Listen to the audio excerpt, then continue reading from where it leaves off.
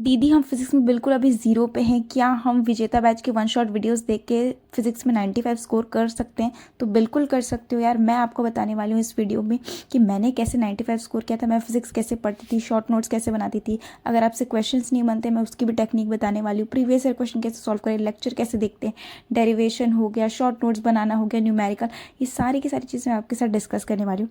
सबसे पहले मैं बता देती हूँ, एक बार में ये लेक्चर्स देखना बहुत ज़्यादा डिफिकल्ट होगा। मैं लाइव लेक्चर प्रेफर नहीं करती। मैं हमेशा आपको बोलती हूँ आप रिकॉर्डेड ही देखो, और रिकॉर्डेड देखोगे तो आपको ब्रेक भी लेना पड़ेगा। और मैं आपको बता देती हूँ, अगर आप ब्रेक ले रहे हो तो इस पॉइंट ऑफ टाइम पे ब्रेक भी जो होना चाहिए बिल्कुल प्रोडक्टिव होना चाहिए।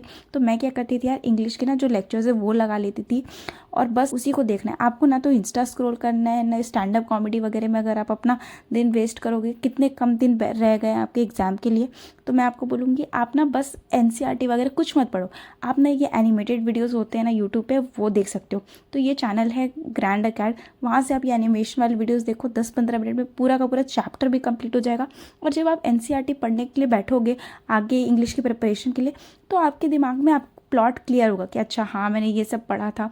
और एनिमेशन से रहता है ना तो बहुत टाइम तक ना आपके दिमाग में चीज़ें रिटेन रहती है। होगा उसमें आपको ऐसा लगेगा कि आपने टाइम भी कहीं वेस्ट नहीं किया है, सही जगह इन्वेस्ट कर लिया है। और आपका ना मतलब माइंड भी फ्रेश हो जाएगा एनिमेशन वाले वीडियोस देख के। और अगर स्ट्रैटेजी वीडियोस भी देखना है, सर बहुत ज़्यादा जेन्युइन एडवाइस देते हैं इंग्लिश के लिए, तो थोड़ा सा ना आपको इंग्लिश के टच में भी रहना चाहिए ताकि एग्जाम के एकदम पास आते ही आपको ऐसा लगे कि मुझे कुछ नहीं आता। ऋत्विक सर की जो गाइडेंस और स्ट्रैटेजी है वो बहुत ज़्यादा रियलिस्टिक लगी मुझे, तो आपको ज़रूर सर को एक बार फॉलो भी करना चाहिए। अब हम फाइनली पढ़ना स्टार्ट करने वाले हैं। तो सबसे पहले आपको क्या चाहिए, आपको एक रफ कॉपी अपने साथ रखना है। आपका जो भी डिवाइस है उसको अच्छे से चार्ज रखना है, मोबाइल डेटा होना चाहिए आपके में, सब चेक कर लो यार।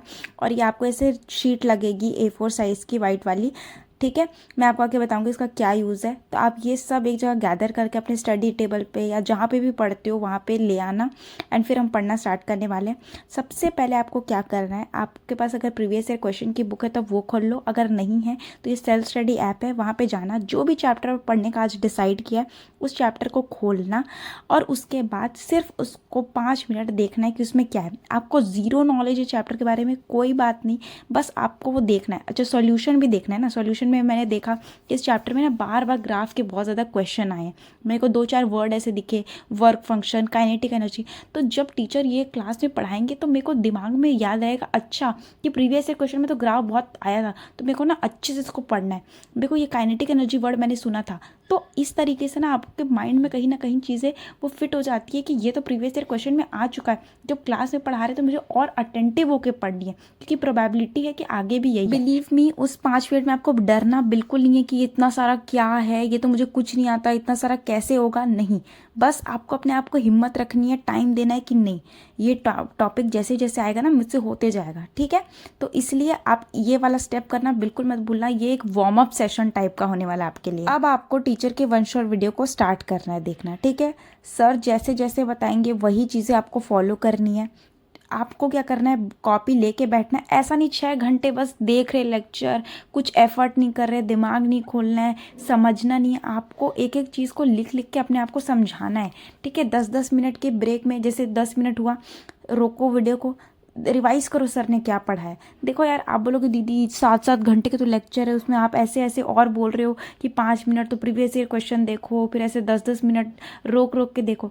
मैं आपको बताती हूँ, आप 2-4 घंटे में देख लोगे कोई वीडियो, समझ कुछ आने वाला है नहीं, तो वो इतना सारा टाइम वेस्ट करने से अच्छा है एक बार में ऐसा पढ़ के जाओ कि डायरेक्ट आप बोर्ड एग्जामिनेशन में जब खोलो तो आपको ज़्यादा एफर्ट नहीं करना पड़ेगा। देखो मैं आपको बस एक बात बता देती हूँ, अभी रो लोगे तो बाद में नहीं रोगे। जब भी टीचर कोई फॉर्मूला बता रहे, कॉन्सेप्ट बता रहे, उसको लिख लिख के आप एक बार प्रैक्टिस करने का ट्राई करो, तभी वो आपके दिमाग में चीज़ें रिटेन होगी, वरना बस लेक्चर ही देखते रह जाओगे। मैंने आपसे A4 शीट मंगाई थी, उसको आप हाफ पार्ट में कर लेना। मतलब एक पेज में आपको एकदम इंपॉर्टेंट पॉइंट्स जो बहुत ज़्यादा इंपॉर्टेंट है, मतलब एकदम फॉर्मूलाज हो गए या फिर कोई रिलेशन हो गया, ग्राफ हो गया, वो सब चीज़ों को मतलब छोटी छोटी हैंडराइटिंग में लिखना यार, ताकि आपके पूरे एक पेज में सारी चीज़ें आ जाए। नहीं तो फिर से आपको एक नई कॉपी नहीं बनानी है। यहाँ मैंने बड़ा बड़ा सिर्फ आपको दिखाने के लिए लिखा है। करना बहुत ज़्यादा इंपॉर्टेंट है, क्योंकि हम इसी का यूज़ करके आगे न्यूमेरिकल सॉल्व करने वाले हैं। तो सारी इन्फॉर्मेशन एक ही जगह होगी, तो आपको बार बार ढूंढना नहीं पड़ेगा, वीडियो को पीछे नहीं जाना पड़ेगा, ठीक। तो आप 10-10 मिनट के इंटरवल में जब आप वीडियो को पॉज करोगे, चीज़ें रिवाइज करोगे, तो उसी के साथ साथ आपको एनसीईआरटी भी पढ़नी है। एनसीईआरटी में क्या करती, जैसे सर ने कोई टॉपिक पढ़ाया, फिर मैं क्या करती थी, वीडियो पॉज किया, उसी को टॉपिक को मैंने एनसीईआरटी से पढ़ने का ट्राई किया, जो भी इन्फॉर्मेशन मेरे को लगी कि और एडिशनल सर ने बताई है वहीं एनसीईआरटी के ऊपर लिख दिया। यहाँ मेरे पास एनसीईआरटी नहीं थी इसलिए मैं आईपैड में लिख रही हूँ, आप अपने एनसीईआरटी में ही लिख लेना। और जब एग्ज़ाम आएगा ना तो आपको ये वीडियो देखने की बिल्कुल ज़रूरत भी नहीं पड़ेगी। आप अपनी एनसीईआरटी में अपने, मैं तो हिंदी में, इंग्लिश में, उर्दू में, सब में जो जैसे समझ में आता है ना पूरी एनसीईआरटी में लिख देती थी भाई, और एग्ज़ाम के पहले इसी को स्कैन करके जाती थी, ये इंपॉर्टेंट पॉइंट है, ये प्रीवियस क्वेश्चन में ये ग्राफ आ चुका है, ऐसा ही मैं मार्किंग करके जाती थी। बस स्कैन करो और हो जाता है पूरा एनसीईआरटी। अब थोड़ी ना फिर से एग्जाम के एक दिन पहले पूरा रटते बैठोगे क्या था क्या नहीं। अब बोलोगे दीदी अब तो 7 घंटे का लेक्चर 8, 9, 10 घंटे का बन जाएगा। मैं जो आपको ये स्ट्रैटेजी बता रही हूँ वो आपको 95 लाने की ही स्ट्रैटेजी बता रही हूँ, मैं आपको कोई 50, 60, 70% की स्ट्रैटेजी नहीं बता रही हूँ। तो अगर इसमें जितनी मेहनत लगती है, अगर आप वो करने के लिए रेडी हो तभी इस वीडियो को देखो। जो हमने A4 वाली शीट बनाई थी उसमें आप टाइम टू टाइम जो भी इंपॉर्टेंट पॉइंट सर बताते जाते हैं उसको आप ऐड करते जाओ, और इस शीट को आप अपने सामने रखना। जैसे ही आपके सामने न्यूमेरिकल आएगा वीडियो को पॉज करना है, ठीक है, और उसके बाद पूरी चीज़ें जो भी दी है उसको लिखना है कि अच्छा मेरे को ये समझ में आया, इस क्वेश्चन में ये दिया है। थोड़ा सा अगर आपको नहीं समझ में आता 1% हिंट ले सकते हो, बट पूरा एफर्ट मारना पड़ेगा आपको, तभी आपसे न्यूमेरिकल बनने वाले। शीट को आपको अपने सामने रखना है और उस शीट को देख के मतलब सोचना है कि कौन सा फॉर्मूला लगेगा, क्योंकि देखो टीचर्स को भी पता है जो पढ़ाएं उसी से क्वेश्चन देंगे आपको। इसलिए मैं हमेशा बोलती हूँ साथ साथ ही क्वेश्चन सॉल्व किया करो, ऐसा नहीं वन शॉट उधर देख लिया फिर बाद में जाके क्वेश्चन सॉल्व कर रहे हैं। देखो यार वैसे चीज़ें नहीं हो पाएगी, जैसे टॉपिक पढ़ा वैसे क्वेश्चन करते जाओ, स्किप नहीं करना है। टाइम तो आपको देना ही पड़ेगा अगर आपको न्यूमेरिकल्स नहीं आते हैं, थोड़ा सा एफर्ट लगेगा, बट एक बार आप करना सीख गए तो बिलीव मी आप आराम से आगे क्वेश्चन भी कर लोगे। तो जैसे ये वाला क्वेश्चन है वहाँ पे मैंने देखा कि शीट से कि कौन सा फॉर्मूला लगेगा, और मुझे पता लग गया यार कि लास्ट वाला जो सर ने फॉर्मूला पढ़ाया था वही लगेगा। तो मैंने क्या किया, डायरेक्ट फॉर्मूला में चीज़ें सब्स्टिट्यूट करना स्टार्ट कर दिया। एंड आप ट्राई करना कि पूरा न्यूमेरिकल आप एंड तक सॉल्व करो, क्योंकि यही आदत आपको हेल्प करेगी MCQ टाइप के क्वेश्चन सॉल्व करने में।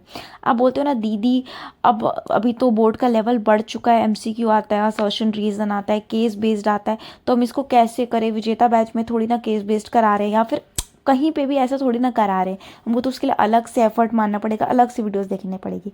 देखो यार कॉन्सेप्ट वही आएगा, आपके चैप्टर के अंदर की चीज़ें थोड़ी ना चेंज कर देंगे, बस पूछने का तरीका चेंज करने वाले। तो आपको मैं यही बता रही हूँ MCQ में क्या आएगा, यही न्यूमेरिकल्स आते हैं, यही क्वेश्चंस आते हैं, जो टीचर्स कॉन्सेप्ट समझाते हैं, कोई लॉ समझाते हैं, कोई एक्सपेरिमेंट समझाते हैं, वही सारी चीज़ें आती है, बस उसको तरीका पूछने का डिफरेंट रहता है। इसीलिए अगर आप MCQ की प्रैक्टिस कर रहे हो तो लास्ट तक न्यूमेरिकल को सॉल्व करने की कोशिश करो, ठीक है, और उसके बाद सर से आंसर मैच करो। अगर कभी कभी टीचर्स बोलते हैं कि थोड़ा न्यूमेरिकल वाला पार्ट है आप खुद से सॉल्व करो, तो आप ट्राई किया करो खुद से सॉल्व करने की। ऐसा मत सोचा करो कि टीचर ने नहीं कराया तो हम भी स्किप कर देते हैं। ऐसे एटीट्यूड लेके आप आगे करोगे तो बहुत डिफिकल्टी हो सकती है आपको एग्जामिनेशन हॉल में। और एक बार में अगर क्वेश्चन नहीं बनते हैं तो घबराने की कोई बात नहीं है यार, आप जीरो से पढ़ रहे हो, फर्स्ट टाइम पढ़ रहे हो कोई चैप्टर, डिफिकल्टी आप फेस करोगे ही करोगे। जब भी डिफिकल्टी फेस करो वो जो वीडियो है उसको आप प्ले करो, समझने की कोशिश करो टीचर का। तो जो प्रीवियस ईयर क्वेश्चन है वो कैसे सॉल्व करती थी मैं, जैसे ही टॉपिक हुआ फोटो इलेक्ट्रिक इफेक्ट, मैं चैप्टर वाइज ही पढ़ रही हूँ, तो फोटो इलेक्ट्रिक इफेक्ट के जितने भी क्वेश्चन होते थे प्रीवियस ईयर के मैं उसको सॉल्व कर लेती थी। जैसे ग्राफ वाले आए मैं ग्राफ वाले सॉल्व करते गई, तो इसी तरीके से आप प्रीवियस ईयर क्वेश्चन भी सॉल्व। तो अगर किसी को प्रीवियस ईयर क्वेश्चन बहुत ज़्यादा ही लग रहे हैं तो मैं आपको इतना बोलूँगी कि जो क्लास में जो क्वेश्चन हो रहे हैं उसको तो आप बहुत ही अच्छे से करना, क्योंकि वो बहुत ज़्यादा इंपॉर्टेंट क्वेश्चन होते हैं। टीचर बहुत एक्सपीरियंस, उनको पता है कौन से क्वेश्चन आते हैं और आ सकते हैं, तो क्लास के क्वेश्चन सबसे अच्छे से करना। और 2024 और 2023 के सारे प्रीवियस ईयर क्वेश्चन कम से कम आप करके जाना। तो अगर आपके पास सारे सेट्स नहीं हैं तो ये ऐप में आपको सारे के सारे सेट मिल जाएंगे। हर सेट में जाना और वहाँ से अपने जो चैप्टर आपने जो भी पढ़ा है वो सारे क्वेश्चन पेपर में देखना। अच्छा ये वाला सेट का ये क्वेश्चन है, देखो यार ग्राफ के क्वेश्चन आए, 2024 का पेपर है, आप खुद देख लो, अलग से कुछ नहीं आया है ना। तो कॉन्सेप्ट बस उसको उस फॉर्मेट में दे दिया MCQ के। ये देखो मैटर वेव, ये भी गिव रीजन वाला क्वेश्चन है, ये भी न्यूमेरिकल वाला एक क्वेश्चन है, उसको सिर्फ ऐसे शॉर्ट आंसर में दे दिया है। कुछ अलग क्वेश्चन नहीं आते हैं, बस फ्रेम करने का तरीका बदल जाता है। ये जो क्वेश्चन है असर्शन रीजन का, अगर आपने सर में जो कॉन्सेप्ट पढ़ाए हैं क्लास में अगर आपको आता है तो आप आराम से कर लोगे। तो मैं वही बोल रही हूँ, फॉर्मेट चेंज हुआ है पूछने का, क्वेश्चन अलग से कुछ नहीं बन गया है। आई नो कि पेपर टफ आया था, एक 4-5 क्वेश्चंस थे जो बहुत ही आउट ऑफ सिलेबस थे, या मतलब उसका टेक्निक भी लोगों को क्लिक नहीं हो रहा था, बट वो उसको अगर आप नेग्लेक्ट करो और बाकी का पेपर आप देखोगे तो वो पूरा कॉन्सेप्चुअल, पूरा प्रीवियस ईयर क्वेश्चन बेस्ड, और आप कैसे जो भी आपने क्लास में पढ़ा है और आपने अच्छे से अगर कॉन्सेप्ट पढ़ा है तो वो आपसे क्वेश्चंस बन जाते, बस आपको डरना नहीं था। तो आप पहले वैसे क्वेश्चंस को इस बैच से कर लो, और उसके बाद जब आपको एग्ज़ाम के पहले जो गैप मिलेगा उसमें आप सैम्पल पेपर से टफ टफ क्वेश्चंस, या फिर टीचर्स और मैराथन्स लाते हैं उस समय, उससे आप कवर कर लें। उसके बाद मैंने आपको जो पेज का सेकंड वाला पार्ट है उसको आपको फोल्ड कर लेना है, और उसमें आप प्रीवियस ईयर क्वेश्चन सॉल्व करने के बाद बीच में जैसे जैसे मतलब कि एक टॉपिक के क्वेश्चन आप सॉल्व करते जाओगे, आपको इस पेज में वही लिखना है कि सबसे इंपॉर्टेंट चीज़ें क्या थी। इसमें था फोटो इलेक्ट्रिक इफेक्ट का एक्सपेरिमेंट सबसे ज़्यादा इंपॉर्टेंट था, ग्राफ इसमें सबसे ज़्यादा इंपॉर्टेंट था। तो ये सब आप जो भी ऑब्जर्वेशन है ना, ये आप अपने ना उस लिस्ट में लिखते रहना। देखो ये लिस्ट क्यों बना रहे हैं, जब आप एग्ज़ाम आएगा और पढ़ने का स्टार्ट करोगे तो आपको लगेगा यार इतनी सारी चीज़ें हम कैसे पढ़े, तो आप ये लिस्ट को देखोगे और आपको पता लगेगा अच्छा इसमें तो मेरे को ये चीज़ें करनी है, इसमें तो ग्राफ इंपॉर्टेंट है, इसमें तो ये सारा पॉइंट्स इंपॉर्टेंट है, तो मुझे सिर्फ इतना इतना पार्ट करना है। और जब हम कोई भी चीज़ को ऐसे पार्ट पार्ट में डिवाइड करते हैं ना तो हमारे लिए बहुत ईजी हो जाता है पढ़ना। तो आपको पता है कि ये सारे टॉपिक्स इस चैप्टर से इंपॉर्टेंट है, और एक हो सकता है आपको 1-2 टॉपिक समझ में नहीं आया होगा अच्छे से, अभी समझ में आ गया, बट आगे जाके आपको रिवाइज करना ही पड़ेगा और अच्छे से। तो इसलिए मैंने उस टॉपिक को स्टार मार्क करके लिख दिया कि मुझे आगे जाके इसको रिवाइज करना है।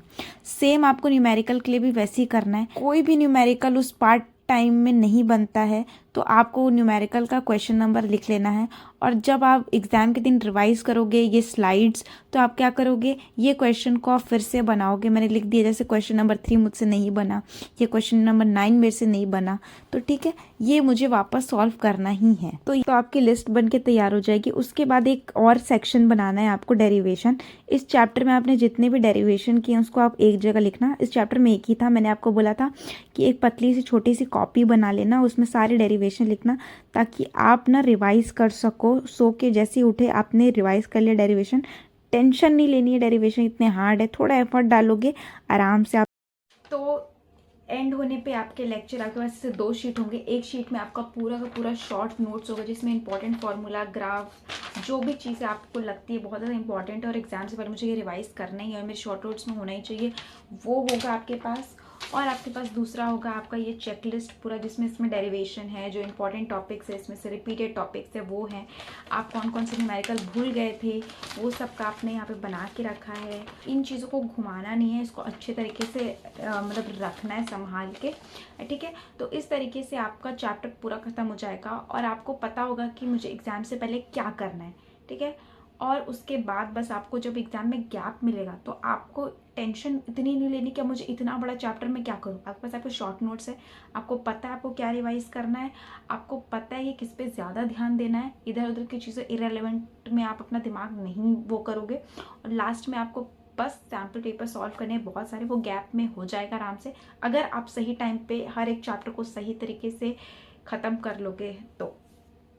इसलिए अच्छे से अपना सिलेबस कंप्लीट करो, एंड जो वो गैप मिलेगा उसमें मैं आपको बताऊंगी कि आप अपना स्कोर कैसे बूस्ट कर सकते हो। मुझे टफ से टफ क्वेश्चन आते हैं ना, मैं उसमें भी आपको बताने वाली हूँ कि आप कहाँ से सही जगह से पढ़ोगे तो आपके टफ क्वेश्चंस भी सॉल्व हो जाएंगे। अभी मेन पार्ट है कि आप जितना हो सकता है करने की कोशिश करो। जो भी मैंने अपनी फिजिक्स बोर्ड एग्जामिनेशन के लिए किया था वो सब चीज़ें मैंने आपके साथ शेयर कर दी। अगर फिर भी कुछ भी बच जाता है या कोई भी और डाउट है तो आप मेरे से पूछ सकते हो। मैं फिर बोल रही हूँ, ये कम टाइम में 95 लाने के लिए मैं आपको इतनी सारी चीज़ें बता रही हूँ। हो सकता है बहुत लोगों को लगे दीदी आप तो बहुत कुछ एक्स्ट्रा ही बता रहे हो, इतना तो हम नहीं कर पाएंगे। देखो अगर आपने वो ड्रीम देखा है तो उसके लिए मैं आपको सिर्फ एक रास्ता बता रही हूँ। लास्ट कॉल आप ही का होगा कि आपको कैसे पढ़ना है, किससे पढ़ना है, कहाँ से पढ़ना है और कितने क्वेश्चन करने हैं। बस मुझे जो मेरे लिए वर्क किया मैं वो सारी चीज़ें आपको बता रही हूँ। आप एक चैप्टर के लिए भी करके देख लो, आपको कॉन्फिडेंस कहाँ बढ़ जाएगा। और आई होप कि मैं आपको कुछ भी हेल्प कर पाऊँगी। यार बहुत एफर्ट लगा मुझे ये वीडियो बनाने में, मेरे को तो लग रहा है मेरी आंखें, मैं बता भी नहीं सकती मेरी हालत क्या हो गई है। बट फिर भी आप अच्छे से पढ़ना। अगर फिर भी कुछ भी बच जाता है you can always mail me. अगर कमेंट में कोई चीज़ छूट जाती है मैं मेल में आंसर कर देती हूँ। पता नहीं कमेंट नहीं आते क्या मिस हो जाते, तो आप रेलिवेंट क्वेश्चन मुझसे जो भी डाउट है आप मुझसे पूछ सकते हो। All the very best.